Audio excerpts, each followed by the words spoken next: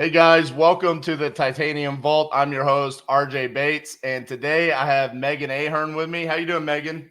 Hey, I'm good. Thanks for having me. Yeah, absolutely. So, for the people that don't know who you are, let's real quickly jump into how'd you get into real estate investing and how long have you been doing it? So I got into it because I wanted to kind of be like my grandparents. I saw them always traveling and never working, and I was like, man, I want to do that when I grow up. But they had got into real estate young, and they never really talked about it. But at the point that I knew them, they were in commercial real estate, so just super passive. So I wanted to get into that, but they wouldn't really talk to me about it. So I kind of, did the Google machine and figured it out. I got sold on one of the big guru packages, paid $30,000 to learn just enough to get into trouble. I, And I recognize this story. I did a similar thing, except my price tag was 65,000. So congrats on Ooh. yours being like less than half of mine. Well, hopefully you got double the value out of it. I I did just not. I can promise you I did not. Yeah, so we did it. We jumped in, and honestly, I think what it did was it made me go, "Okay, we just spent all this money, like, we gotta make it work now." Yep. We were bought into the idea and had to get that money back at least, and so we bought a deal, and it was a bad deal. We lost 20 grand right out the gate. And, so then I was like, "Alright, well, I'm 55 grand in the hole. I gotta make it work big time now." So we ended up buying a single family house in Southern California where we lived and did like a live in flip. It was a short sale, house hacked the bedrooms, that sort of thing. And ended up making like 80 grand on it. So after that point, I was like, okay, this can work. I just obviously did it totally wrong the first time. And about that same time, my husband was getting out of the military. He was in a parachute accident, really hurt his back. He couldn't stand for more than 15 minutes at a time. So I was like, what do you want to do when you grow up? But everything that he was trained to do, he couldn't do anymore. So we just decided to like sell everything we owned in California, move to Nebraska in a travel trailer, and just go for broke on real estate. So why'd you choose Nebraska? We had looked at like 50 different markets. We wanted Midwest because we wanted rentals. We couldn't really make the rental numbers work in California. And we kind of just kept analyzing different cities where thought, okay, what's the buy price versus rent price? Can we make that make sense? But then also like, do we want to live there? I had a 1 year old at the time, and would I feel safe working on my flips if Jeff wasn't there with me? And would I want to raise my kids there? So it's funny that you say, you were trying to find somewhere that you want to live. I have interviewed your episode 202. I think you're the first person I've ever heard say they want to live in Nebraska. And so but I also get the safety aspect of it. I have a female partner, Cassie, and I totally get the whole point that you're talking about. Like there's moments where you have to divide and conquer as far as going to flips, and it is scary. I mean, we have tried to eliminate the fact of her being at a flip by herself because it is just the world that we live in. So that's kind of a unique reason, but it's a very valid reason as to why you would want to go to that market. So you spent 30,000 on education, you lost 20,000 on your first flip. Was it primarily just flips that you were doing when you got started? Those first 2 kinda had a flip component, I think probably because we were trying to make that 30 grand back up for the education piece of it, right? But now, once we moved to Nebraska, I was like, "All right, we gotta get rentals." We didn't have jobs. Jeff had, a little bit of VA disability income, so that was kind of our fallback strategy, like, we could live off of this if we lived in a travel trailer and had essentially, like, 0, cost of living mortgage-wise. Um, so that's what we did there, and then just tried to build big fat cash flow really fast, and so we were buying, 100-year-old houses that we rented out to college kids, and just, like, the more bedrooms, the better, and, trying to get that big cash flow, and once we could prove it to ourselves, and once we had that monthly income, then we started flipping again just because we hit up on that debt to income kinda ratio with the bank, so we needed to show more income, so we started flipping. Now it's kind of a So combination of both. Yeah. So as you were taking down those rentals, was it the BRRRR strategy? It was a little bit of everything. We did like a VA loan on a duplex, and then we intended to live there for a year, but never actually did. Um, and then we did some burrs, and we put some like a 20% down on something that would just have that big cash flow. Right. We had just sold our, primary residence in California. So we took all that money, that 80 grand that we made. So we had some seed money that we were able to put into those rentals to kind of get the Gotcha. cash And flow we needed. how long ago was this? That was 2018. 2018. So fast forward a little bit. So now you're in Nebraska. You're starting to get rentals. Do you throw in wholesaling? Do you keep doing flips? Where does the journey take you from there? Yeah, from there we kind of did everything. One of our big goals was to show big income for the banks. At first, we were just flipping on hard money, which here is like 18% at that time. So yeah, it's rough. You got to get in and get out, and it just kind of added this extra layer of stress. So we wanted to show big income for the bank. So Jeff got his realtor license, and then I started a staging company, and then we just started flipping like crazy, and then keeping some nice rentals in between there. And we wholesale So sometimes if it doesn't work for us. so with Jeff getting his license and you starting the staging company, was that to add additional income because you were servicing other people, or was it more to just service your own flipping business? The staging kind of grew out of there wasn't a good option here. And so I wanted to stage my own properties. And then it was like, well, I might as well stage Jeff's listings too, which with Right. other clients.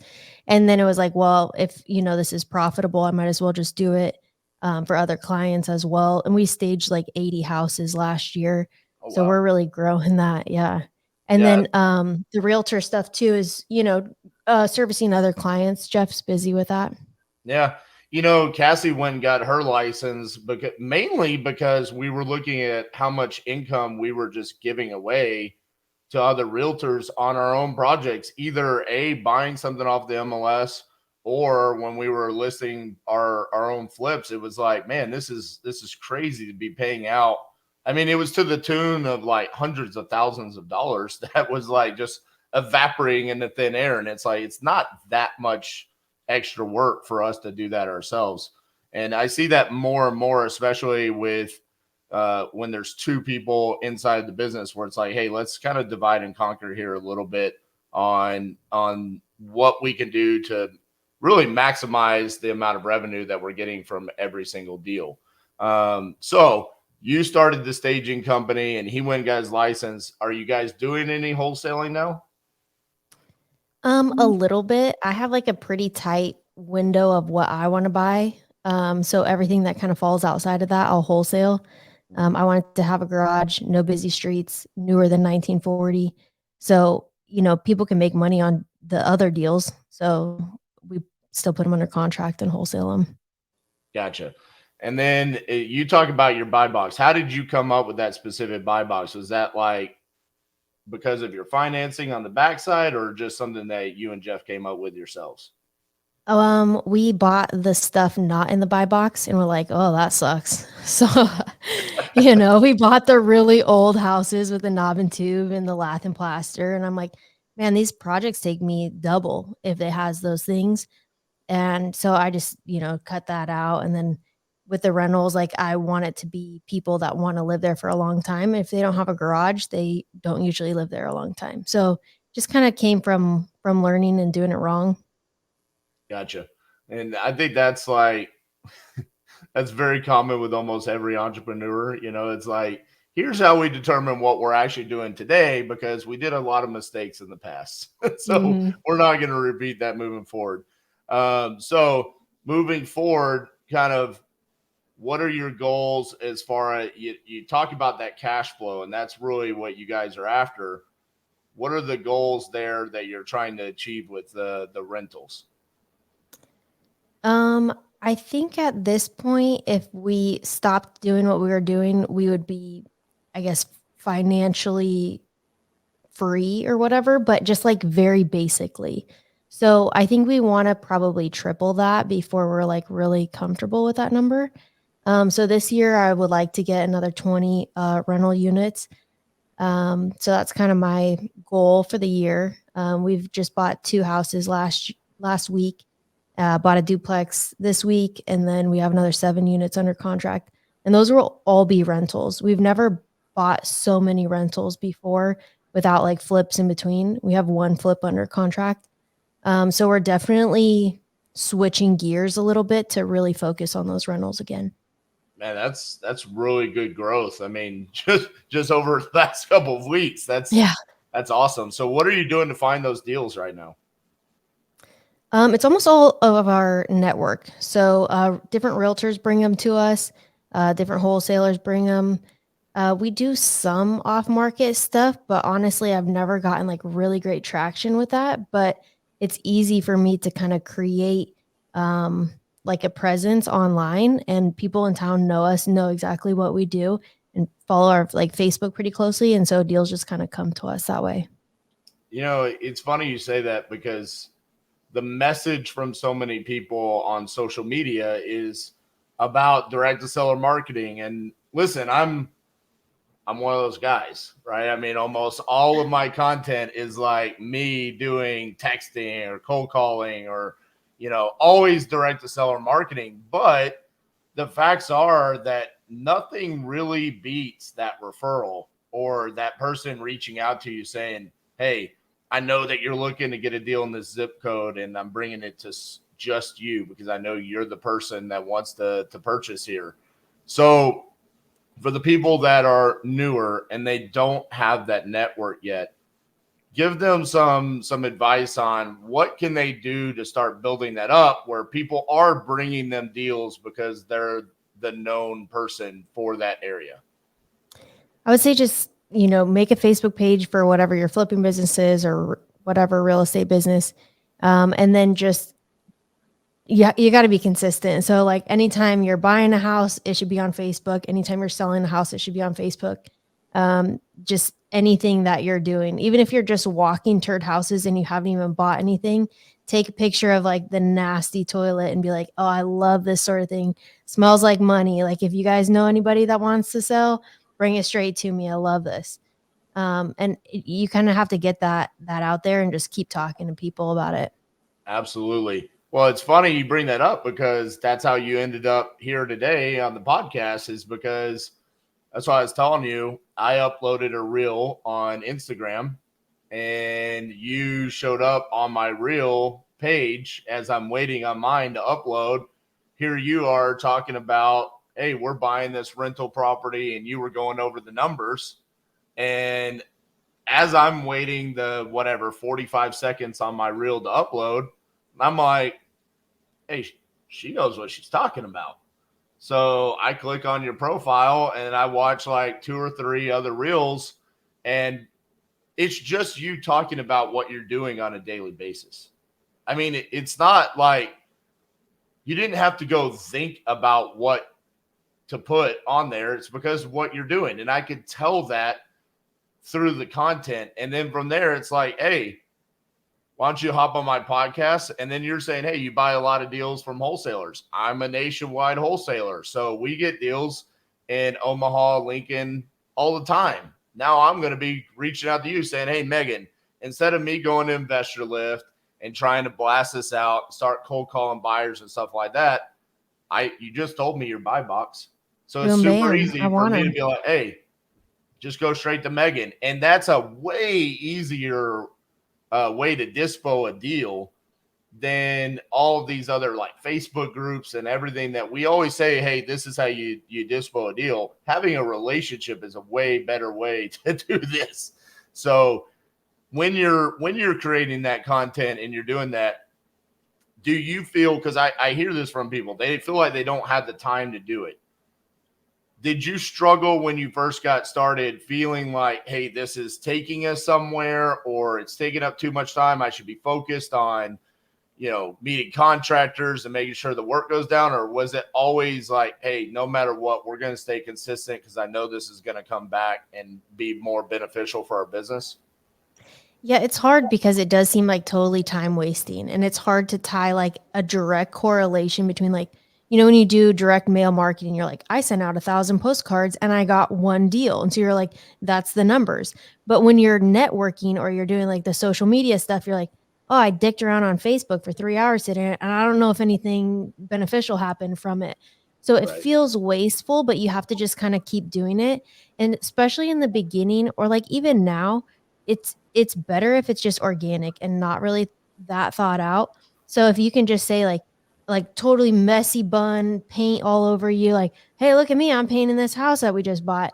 That will do better than really thinking about it and scripting it out and like being all done up usually. It's just the realness. People love it. It's funny you talk about the realness because that's like the thing that everyone says about me is like, we love how real you are. And I think that's what drew me to you is like, your Instagram handle here, I'll put it up here so everyone can see it, is the Tatty Investor, right? Mhm. And you are so unapologetically yourself in your content. I could see that with just the little bit that I consumed. Was that a conversation that you and Jeff had, or is that just a decision where you're like, hey, I'm just going to be me, and if people like it, they like it. If they don't, they don't. I think that's some intentional, but also that's just really how I am. I have almost no filter and I'm not going to change because you don't like it, so it's just I am who I am. You can like it, you can not like it, follow me, don't follow me, don't really care. I probably lose followers over some of the things I say, and that's fine too. I don't think so. I mean, honestly, I think, yeah, you're always going to lose followers. That's a conversation I have with people all the time is like, even the ones that are not being real, they're still losing followers because they're not being real. So the Mhm. reality is you're going to lose them no matter what. So you might as well just be you. It's a hell of a lot easier just to be yourself than to pretend like, hey, if we're real estate investors, that means we're probably not good damn actors. So you might as well just be yourself.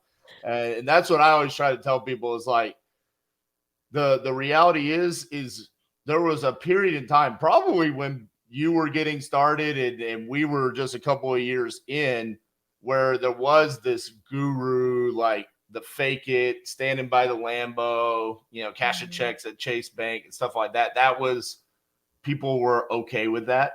And then I think that just got played out. And now they're like, can we just see the real? Like, so do you ever talk about on your social media or to other people about deals that go bad? Or is that something that you kind of try to hide? No, I don't try to hide it. It's a numbers game, right? It's Yep. like if you do 50 deals, we've lost money on 3 of them and we've done like 50 deals. So it's still really great, but like yeah, you lose money and you got to just get over it and keep trucking along and the next 5 will make you money and it's just fine. It's just not very exciting and it kind of sucks to talk about, but in all reality, like people like hearing about that more than they like hearing about the fact that you just made 60 grand on a flip. You know what's hilarious about that is I think in the past 2 weeks, I've been a guest on 3 different podcasts. And all 3 of them, because I was willing to share losses, they all ended up being somewhat what I consider depressing podcasts because they only get the host only wanted to talk about my damn losses because I was willing to actually talk about it. And I'm like, this is the reality of being an investor. Like you in particular, because it sounds to me like wholesaling is like a small percent of your business. If you're Mhm. buying rentals and you're doing flips, yeah, there's going to be shit that goes wrong on these projects, and people need to hear about that. So, if you don't mind sharing, give an example of like a project that has gone wrong, and how did you overcome Okay, so let's think about one. it? There's so many. Okay, so we lost like 6 grand on a house that we sold towards the end of last year, Mhm. and it was when I first walked the house, I said, "I wouldn't pay more than $150,000 for this house." When it was off market. Then for whatever reason, when it got listed on the MLS, I paid 190 for it. If I would have paid 150 for it, it would have been a great deal. Okay. But I didn't. I'm an idiot. I don't know. I got excited. I was like, oh my God, it's gonna be so cute. Let my emotions get involved. Bought it for 190. Mistake number one. Then it was during the whole COVID thing. So we're having a lot of material issues.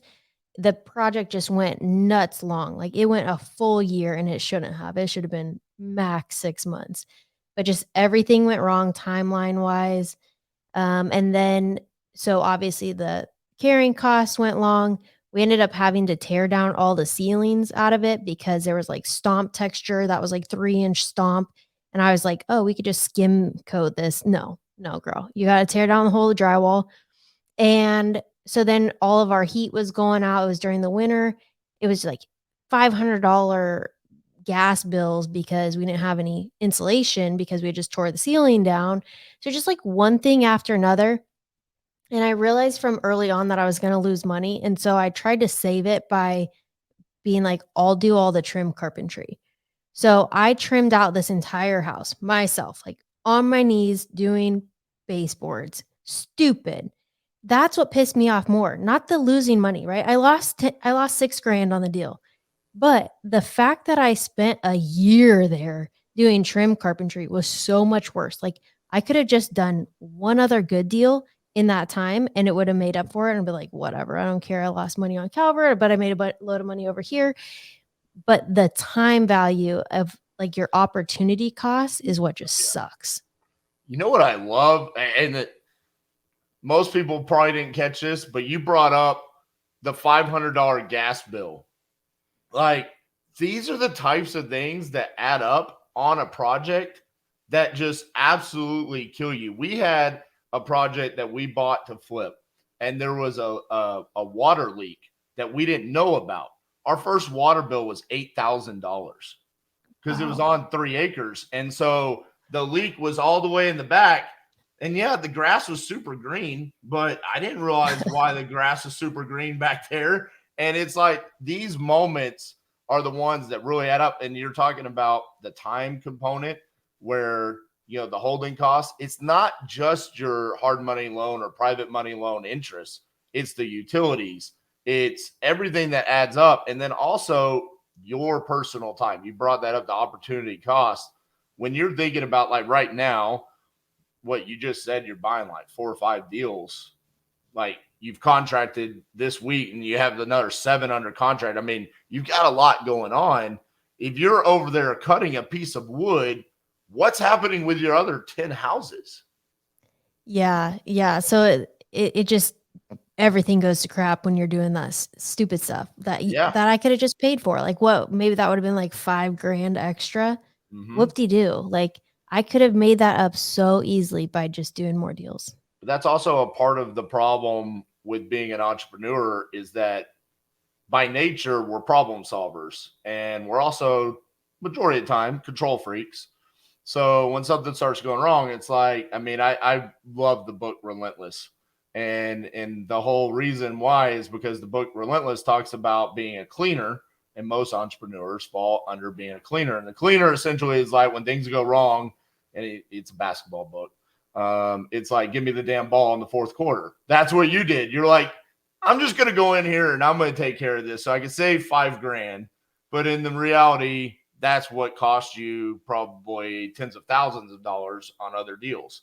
And these are the lessons that people need to understand, especially like, listen, even if you're wholesaling, at some point in time, you're going to get the desire to start buying rentals and doing flips. And this is why I ask these questions, is because I want to share Megan's story, my story, where it's like, just don't repeat the mistakes that we made. Learn from them, please, for the love of God. Don't go repeat the same mistakes. So let's talk about some wins that you've had. So what has been like some of y'all, what is like a moment that you're just proud to share and say, hey, we were able to accomplish that? So when I first moved here, we put a bandit sign in the front yard of a property that we had bought. And during that life of that property, we were doing a ton of the work ourselves. We were just getting started. And I was so in over my head. It was a 100-year-old house. It was just every single thing needed to be redone on it. And I got a call off of that bandit sign And I was like, I don't know what to do with this. And so I reached out on Facebook and to the investor crowd and was like, hey guys, if you want to walk this with me, all I want to know is what you would think the ARV is, what's the budget, what's what you would offer them. And then you can have the deal. If you end up closing on it, give me $500, just for funsies. But I don't want any big chunk of the deal. I just want to learn from it. And so I had somebody walk it with me and he said, okay, offer 70 grand. And so I offered 70 grand and they were like, no, it's not really the right time right now, whatever, whatever. But yours is the best offer. So when we are ready to sell, I'll reach back out to you. I followed up with these people for 3 years, okay? Every month, every couple months, I'd be calling, "Oh, hey, Martin, how's it going? Blah, blah, blah. Oh, yeah, you're at work? Okay, yeah, you still working over there at the blah, blah, blah." And just, "Oh, how are the kids?" We're best friends by the end. 3 years later, he called me up and he said, "Okay, I'm ready to sell now." And he sold me that house. We ended up flipping it out and made 60 grand on it. It was our biggest flip. Wow. That's awesome. People always talk about, follow up is key. That's like one of the cliche statements. But the reality is majority of people, myself included, we don't stick with it. I mean, for 3 years, that is some dedication, and you deserve the paycheck that you got there at the end of the day. And is that something that you still do to this day by putting a bandit sign out in the front yard of each one of your projects? Yeah, we do. Actually, we get probably the most of our deals from between bandit signs and our network, but definitely like I would call that kind of off market marketing. Right. It's the easiest, cheapest thing. You just throw it out in the yard while you're working there anyways. We don't put them all over the city. I feel like that's kind of trashy thing. Our city gets on us about it, but I'm gonna put it on my own yard in the projects I'm working on. So is it like branded or is it like It old is school, branded. like we buy houses, just call this phone number? It's We Buy Houses. It has the phone number, but it also has our website. And so I think that people kind of trickle through that and then go onto our Facebook and they can see like, oh, snaps, they're actually doing it. Or they're watching that project every day they drive by back and forth to work. And they're like, oh, wow, that turd is really shining up good over there. And then they end up calling me off of it. Love it. So I know when you sent me over your bio, there was a portion of it that really stood out to me. And it was talking about I believe, I don't have it in front of me because, I'm still rusty at this. This is only 202 episodes. So I'm still trying to figure out how to It's a be a good learning curve. podcast. Yeah, one of these days I'll get good at it. It said sober living facilities. Is that, or housing? So talk about that. Is that something you guys are actively doing? And how did you come about doing that? Yeah. So my husband and I are both sober alcoholics. And so that's something that, is really near and dear to my heart. But we got connected with that through an employee who was working for us, and he was living in a hotel room. We were kind of driving him back and forth to work, and he had just got out of rehab, kind of a thing. And we said, at one point he goes, I got a new place. Can you drop me off over here at this other address? And I was like, all right, cool. And he says the address. And I was like, I flipped that like a year ago to somebody who was going to turn into a sober living house. So tell me all about that. And so I got to learn about the program from the tenant side of things first and made me feel really comfortable with the program. And then when we had a big vacant 5-bedroom come vacant in the winter, we just ended up reaching out to that program and making it a sober living house as well. But we ended up opening 3 more since then, so 4 in total. And I love them. We rent to the program. The program fills the beds, so it's very passive for us, but it kind of makes me feel all warm and fuzzy inside. And I just get to provide these like big, beautiful houses for the program. So, 2 questions. Is the cash flow better? Yes, kind of, because they're usually big, awkward houses. So if it's like an 8-bedroom, 3-bath, you kind of go like, what would that rent for to a single family? There's some sort Right. of law of diminishing returns. Like nobody needs more than 5 bedrooms. So I would say yes in that situation, just because we can add those extra bedrooms and make it better.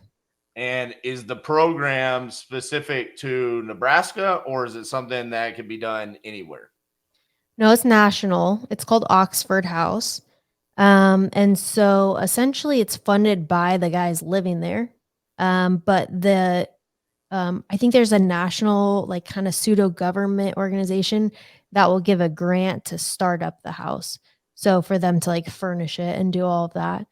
But yeah, you could do it anywhere.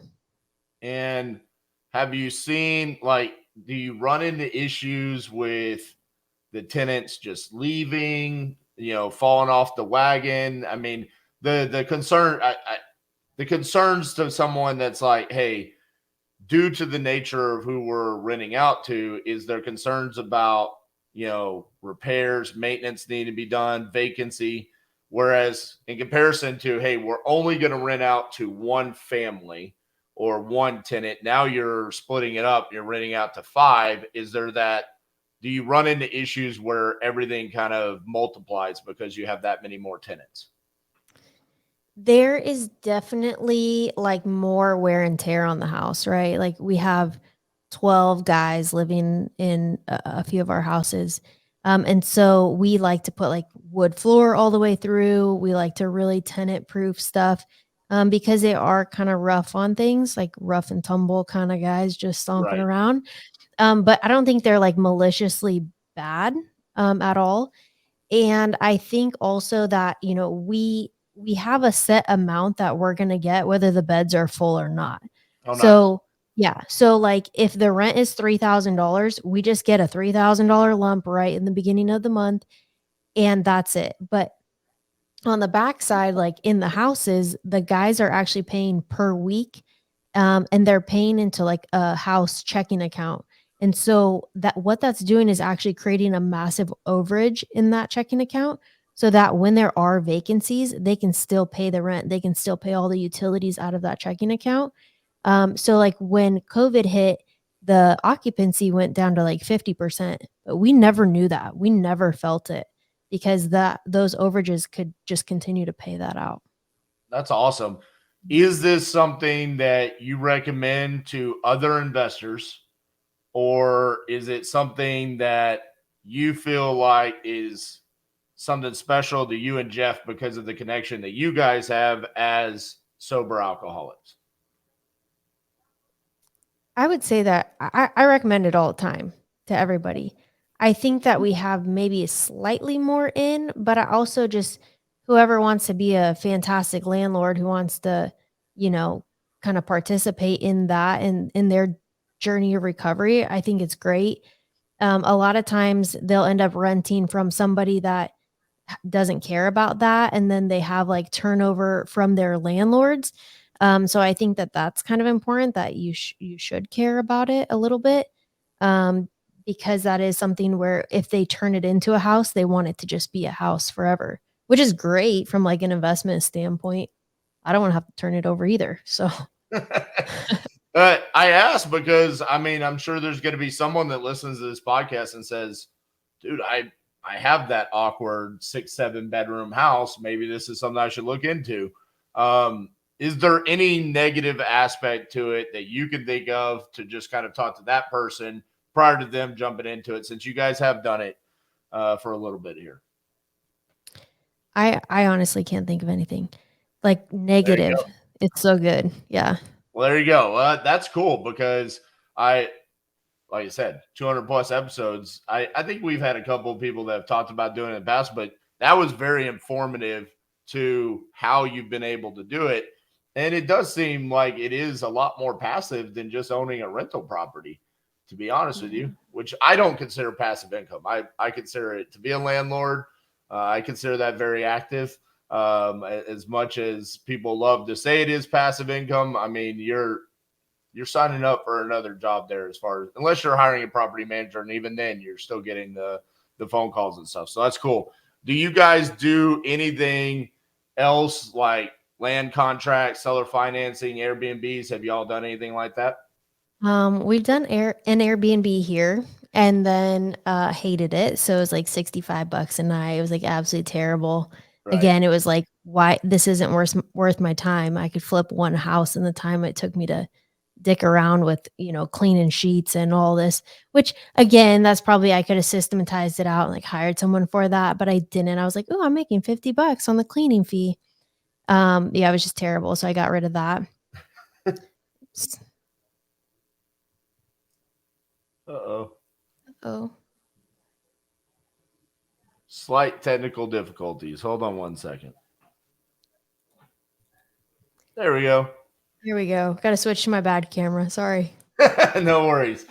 So, when you sent this over, I have to ask, and we're gonna wrap up here in just a couple of minutes. But you said America's favorite rebel turned real estate investor. So why do you consider yourself a rebel? I feel like I've just kind of done whatever I want my whole life, and that was always my motto. I'm gonna do what I want, and then, I kind of dropped out of high school and moved out of the house like I had something to prove, and made a lot of bad choices, honestly, but just kept kind of trying to make myself and make myself better all the time. And I think you know, that that's a lot of people, right? That Yeah. resonates with a lot of people is just trying to do your own thing and hopefully not getting caught for it. Well, listen, maybe you made some bad choices in the past, but you found a way to overcome them, and it looks like you're on a great path now. I think your story is inspiring. It's cool to hear. I mean, Southern California to Nebraska, and now here you guys are, creating wealth for yourself. And like you said, if worse came to worse, I mean, you're financially free to a certain extent at this point, which is awesome and deserves a congratulations. So congratulations to you and Jeff. For those that are watching, what's the best way that they can follow you, consume your content, learn more about you? Definitely through Instagram at the Tatty Investor. Awesome. Well, thank you, Megan, for joining us, sharing your journey, and appreciate you being a guest today. Thank you.